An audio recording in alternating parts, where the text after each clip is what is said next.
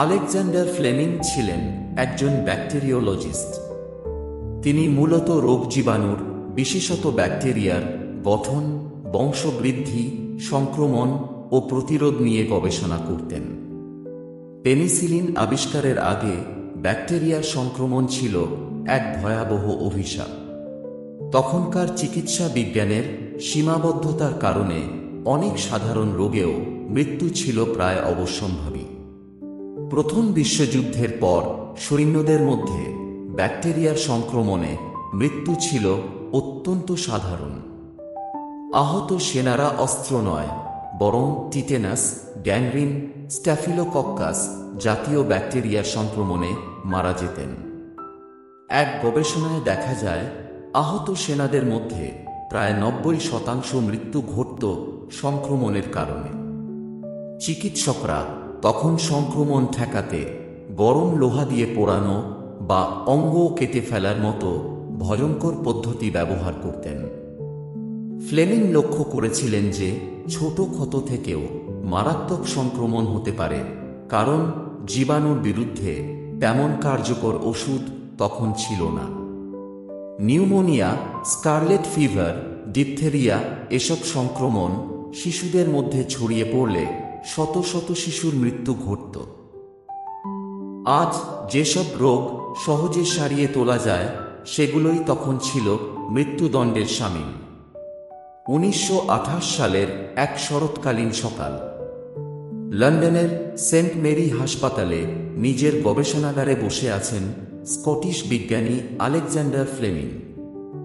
সেই সময় তিনি বেশ ক্লান্ত।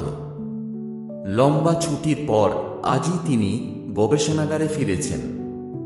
তার চারপাশে ছড়িয়ে ছিটিয়ে রয়েছে পেট্রি ডিশ, ব্যাকটেরিয়া কালচার ও গবেষণার নোট। পেট্রি ডিশ হল একটি গোলাকার স্বচ্ছ কাঁচ বা প্লাস্টিকের পাত্র যাতে জেলি জাতীয় পদার্থ যেমন আগার দেওয়া থাকে। এটি জীবাণু বা ব্যাকটেরিয়াকে পরীক্ষাগারে কৃত্রিমভাবে বাড়িয়ে তোলার জন্য ব্যবহৃত হয়। ব্যাকটেরিয়া কালচার বলতে বোঝায় পুষ্টিকর মাধ্যম, যেমন আগার বা ব্রথের ওপর ব্যাকটেরিয়াকে বাড়তে দেওয়া। ফ্লেমিং এই পদ্ধতি ব্যবহার করতেন ব্যাকটেরিয়ার বিস্তার কেমন হয় তা দেখতে, কোন ওষুধ বা পদার্থ তাদের হত্যা করতে পারে তা নির্ধারণ করতে। তিনি হালকা বিরক্তি নিয়ে কাজ শুরু করলেন। ভাবলেন, আগের ব্যাকটেরিয়া কালচারগুলো হয়তো নষ্ট হয়ে গেছে। একে একে তিনি ডিশগুলো পরীক্ষা করতে লাগলেন। হঠাৎ তার চোখ আটকে গেল একটি অদ্ভুত দৃশ্যের দিকে।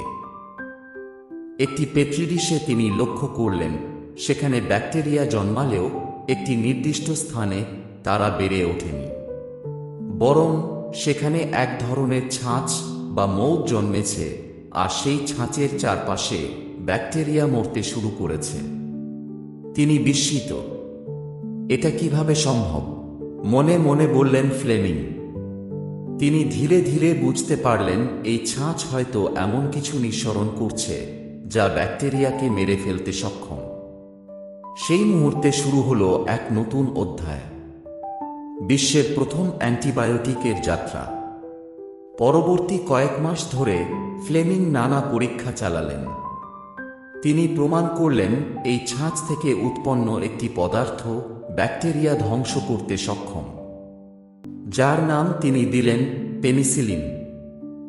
বিশেষ করে স্ট্যাফিলোকক্কাস জাতীয় মারাত্মক সংক্রমণে এটি অত্যন্ত কার্যকর। কিন্তু তখনও এই ওষুধ তৈরি করা এবং সংরক্ষণ করা ছিল কঠিন। তাই অনেকেই এই আবিষ্কারকে বিশেষ গুরুত্ব দেননি। কিন্তু সময় থেমে থাকেনি। 1930-এর দশকের শেষ দিকে অক্সফোর্ড বিশ্ববিদ্যালয়ের বিজ্ঞানী হাওয়ার্ড ফ্লোরি এবং এর্নেস্ট চেইন এই পেনিসিলিনকে বিশুদ্ধ করে মানুষের ব্যবহারের উপযোগী করে তোলেন। তারা দ্বিতীয় বিশ্বযুদ্ধের সময় যুক্তরাষ্ট্রের সহায়তায় পেনিসিলিন উৎপাদন শুরু করেন এবং যুদ্ধক্ষেত্রে আহত সেনাদের চিকিৎসায় এটি ব্যবহৃত হয়। লক্ষ লক্ষ প্রাণ বাঁচে। 1945 সালে ফ্লেমিং, ফ্লোরি ও চেইন যৌথভাবে পান নোবেল পুরস্কার। ফ্লেমিং তখন বলেন, অনেক আবিষ্কারই আসে একটিমাত্র ধৈর্যশীল দৃষ্টি থেকে। আমি হয়তো লক্ষ্য না করলে এই আবিষ্কার হতো না। পেনিসিলিন কেবল একটি ওষুধ নয়, এটি এক বিপ্লব। এটি প্রমাণ করে একটি দুর্ঘটনা বা ত্রুটি যদি সতর্কভাবে পর্যবেক্ষণ করা হয়, তবে তা হয়ে উঠতে পারে মানবজাতির জন্য আশীর্বাদ। আলেকজান্ডার ফ্লেমিং হয়তো সেই দিন শুধু একটিমাত্র ছাঁচ দেখেছিলেন, কিন্তু তার সেই নজর আর জানার ইচ্ছাই বদলে দিয়েছিল ইতিহাসের গতিপথ।